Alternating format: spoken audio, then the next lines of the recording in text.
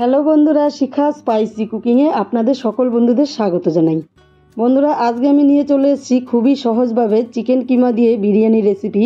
আর বিরিয়ানিগুলো দেখতে দেখুন অনেকটাই ঝরঝরে হয়েছে। এত কম মশলাতে যে আমি এত টেস্টি বিরিয়ানি বানিয়েছি আমি নিজেও ভাবতে পারছি না। খেতে কিন্তু দারুণ টেস্ট হয়েছিল বন্ধুরা। আর এটা ঠান্ডা হলে সত্যি আরও ঝরঝরে হয়ে যাবে, যেহেতু এখন গরম আছে। তো চলুন দেখে নিন এই বিরিয়ানির রেসিপিটি আমি কি দিয়ে কিভাবে বানালাম। আপনাদের যদি হাতে সময় কম থাকে তাহলে এরকম একটি রেসিপি আপনাদের ভীষণ কাজে লাগবে। তো দেখুন, বিরিয়ানি বানানোর জন্য এখানে একটা কাচের পাত্র নিয়ে নিয়েছি। এবার এতে আমি নিয়ে নেব চিকেন কিমা। এই কিমাটা কিন্তু একদম মিহি নিলে চলবে না। কিমাটা আমি হাত দিয়ে কিমা করে নিয়েছি, মানে হাত দিয়ে বটি দাও দিয়ে কিমা করে নিয়েছি। পিস পিস করে কেটে নিলে ভালো হবে। এবার এর সঙ্গে আরও অন্যান্য জিনিসগুলো দিতে থাকবো। এখানে নিয়েছি টমেটো, আদা কুচি, রসুন কুচি, আর এখানে লঙ্কা কুচি, কাঁচা লঙ্কা। সবগুলো জিনিস দিয়ে দিলাম। এবার দিয়ে দিচ্ছি পরিমাণ মতো লবণ। এবার দিয়ে দেবো পরিমাণ মতো হলুদ গুঁড়ো, আর দিয়ে দেবো টক দই। এই দইটা আমি ঘরেই বানিয়েছি, আর অন্য একটা পাত্রে নিয়ে আমি ফেটিয়ে নিয়ে তারপরে 2 চামচের মতো দই দিয়ে দিলাম। কাশ্মীরি রেড চিলি পাউডার সামান্য দিয়ে দিলাম, কালারটা তাতে বেশ ভালো আসবে। এবার হাত দিয়ে ভালো করে মেখে নিচ্ছি। বন্ধুরা, আমি হাত দিয়ে মেখে নিচ্ছি। আপনারা যদি হাত দিয়ে মাখতে না চান তাহলে একটা চামচ দিয়ে মিশিয়ে নিলেও হবে, তাতেও চলবে। এবার এখানে আমি দিয়ে দেবো কিছুটা জিরা বাটা। তো এই জিরা বাটার জায়গায় আপনারা জিরা পাউডারটাও ব্যবহার করতে পারেন। পাউডারটা ব্যবহার করলেও কিন্তু বিরিয়ানিটা ঝরঝরে হবে। তো মেখে নিলাম। এখানে দেখুন আমি চাল ভিজিয়ে রেখেছিলাম 15 মিনিট আগে। তো এই চাল দিয়ে কিন্তু চিকেনটাকে মেখে নিতে পারেন। এই যে এখন যে আমি চিকেনটা মেখে রাখলাম, এই চিকেনের সাথে এখন চালটাকে দিয়ে মেখে নিলেও ভালো হবে। আমার যেহেতু এই পাত্রটা ছোট তাই আমি মেখে নিব না, আমি কড়াইয়ে বানিয়ে নিব। তো কড়াইটা গরম করে নিলাম। এবার কড়াইয়ে দিয়ে দিচ্ছি সাদা তেল। তেল গরম হওয়ার পর দিয়ে দিলাম 2খানা তেজপাতা। এবার দিয়ে দিব কুচিয়ে রাখা পেঁয়াজ। পেঁয়াজটা কিন্তু একেবারেই ঝিরিঝিরি করে কেটে নিয়েছি। এবার পেঁয়াজটাকে নেড়ে চেড়ে ভেজে নেব।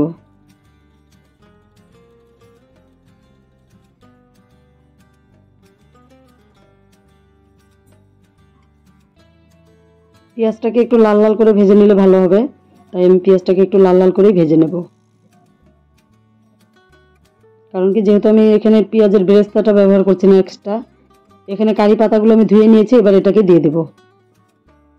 এই কারি পাতাটা দিলে কিন্তু বিরিয়ানির সেন্টটা খুব সুন্দর হবে। কারি পাতা দেওয়ার পর একটু নেড়ে চেড়ে দিয়ে এবার ম্যারিনেট করা চিকেনটাকে দিয়ে দেব।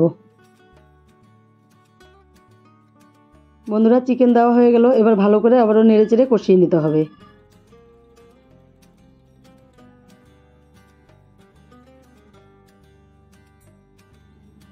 যেহেতু আমার হাতের কাছে বিরিয়ানি মশলা আছে, তো আমি এখানে সামান্য পরিমাণ বিরিয়ানি মশলাটা দিয়ে দেব। এই মশলাটা দেওয়ার পরে এটাকেও ভালো করে মিশিয়ে নেব।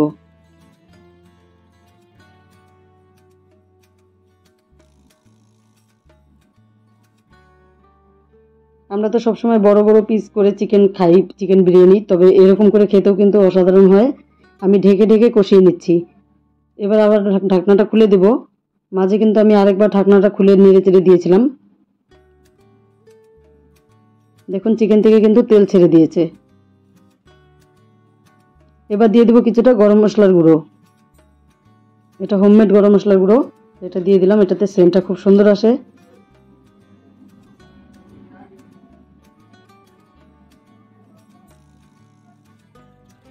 চিকেনটা কিন্তু হাফ সেদ্ধ হয়ে গেছে। এবার এখানে আমি দিয়ে দেবো ভিজিয়ে রাখা চালটা। আমি যখন চিকেন ম্যারিনেট করেছিলাম তখন যদি আমি চালটা পরবর্তীতে দিয়ে মেখে নিতাম সেটাও হতো। তো আমি এইভাবে যেহেতু করছি, আমি যার জন্য চিকেনটাকে হাফ সেদ্ধ করে নিয়ে তারপরে কিন্তু দিচ্ছি, কারণ এই চালের থেকে চিকেনটা সেদ্ধ হতে একটু টাইম বেশি লাগে। এবার আলতো হাতে চালটা দেওয়ার পরে কিন্তু আলতো হাতে নাড়তে হবে, নইলে চালটা ভেঙে যাবে। যেহেতু চালটা ভিজানো আছে, তো ধীরে ধীরে নেড়ে দিতে হবে।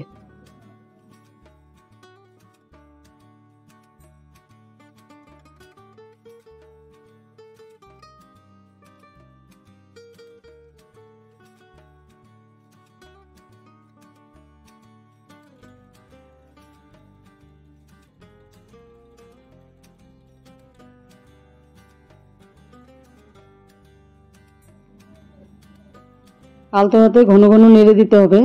তো আমার কিন্তু 5 থেকে 7 মিনিটের মতো নেড়ে চেড়ে দেওয়া হয়ে গেল। দেখুন, দেখতেই পাচ্ছেন নিচ থেকে লেগে ধরছে। তো আমি আর এখন বেশি নাড়াচাড়া করব না, এখন পরিমাণ মতো জল দিয়ে দেব।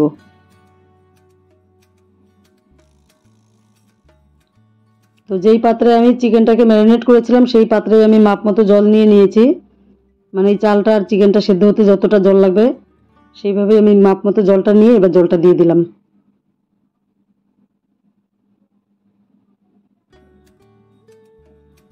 মানে 250 চাল আছে এখানে, 250 চালে আমি 2 কাপের মতো জল দিলাম। আর যতটুকু চিকেন ছিল, 250-র মতো চিকেন ছিল।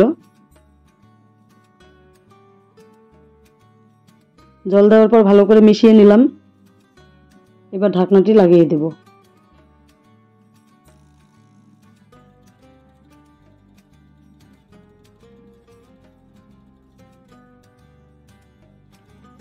প্রথমে 5 মিনিটের মতো আমি ধীরে জাল করে নিলাম, মানে গ্যাসের ফ্লেমটিকে মিডিয়াম করে নিয়ে।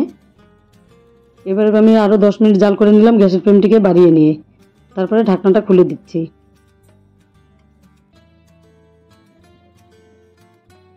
এবার দিয়ে দিব ঘি।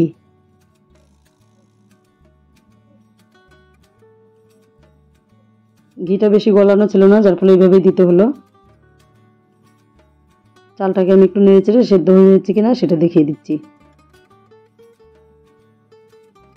দেখুন বন্ধুরা, চালটা কিন্তু খুব সুন্দর সেদ্ধ হয়ে গেছে। গরম আছে, ধরাও যাচ্ছে না। চালটা সেদ্ধ হয়ে গেছে, যার ফলে এখন আমি উপর থেকে ধনেপাতা দিয়ে দেব। দুঃখের বিষয়, ধনেপাতাটা বেশি ছিল না, অল্প ছিল, আমি অল্পই দিয়ে দিলাম। আপনাদের থাকলে আর একটু বেশি দিয়ে দিবেন। এবার আবারও ঢাকা দিয়ে রাখবো, তারপরে কিন্তু খাবার জন্য একদম রেডি।